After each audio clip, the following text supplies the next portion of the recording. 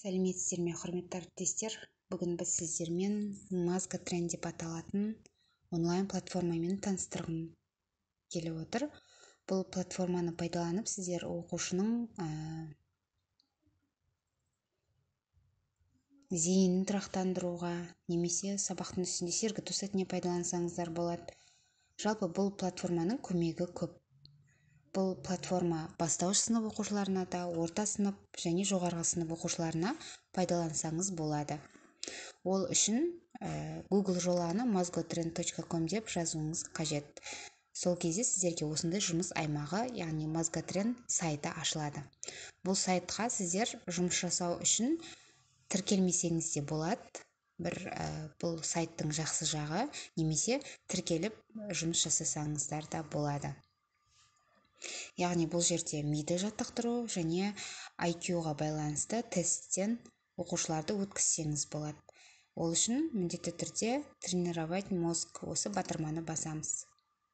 Бұл батырманы басқаннан кейін сіздерде осындай форма ашылады, яғни бұл жерде әртүрлі логикалық тапсырмалар.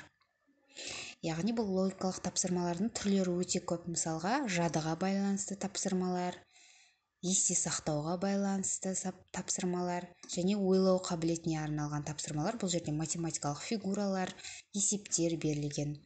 Және де әртүрлі әлем әдебиетіне байланысты, немесе жаңағы тулардың, қай елдің туы екенін табу керек оқушы, сол сияқты әртүрлі тапсырмалар бар. Яғни бұл платформаны пайдаланып сіз оқушының IQ саласын дамыта аласыз, немесе миды жаттықтыру, зейін тұрақтандыру, есте сақтау қабілетін дамыту деген сияқты дағдыларды қалыптастыра аласыз.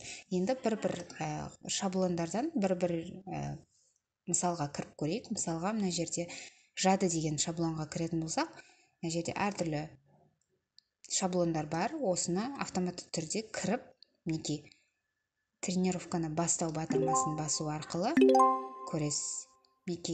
Осы жерде қанша самолет болды жаңағы жерде. Осылай оқушы белгілеу керек.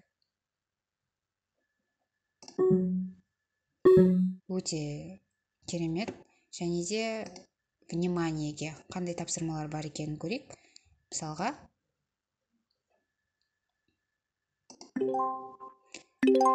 артық сөзді тап дейді. Мына жерден оқушы артық сөзді табу керек.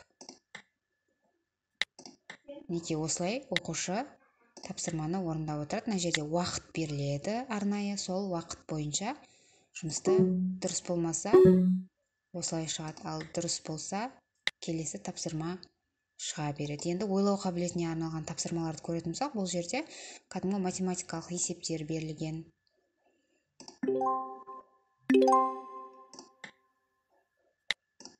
Өте керемет, дайын тапсырмалар. Оқушыға сергіту сәті ретінде берсеңіз, өте қызықты болады. Мына жерден мысалға туды табу керек. Қай елдің туы екенін. Осы платформаны пайдаланып көріңіздер, өте қызықты. Оқушылар қызығып орындайды.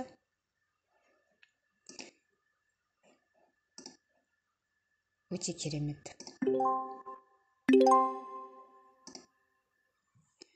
Сабақтарыңызға пайдаланып көріңіздер. Әріптестеріңізбен бөлісіңіздер. Біздің каналымызға тіркеліп, онлайн платформаларды үйреніңіздер.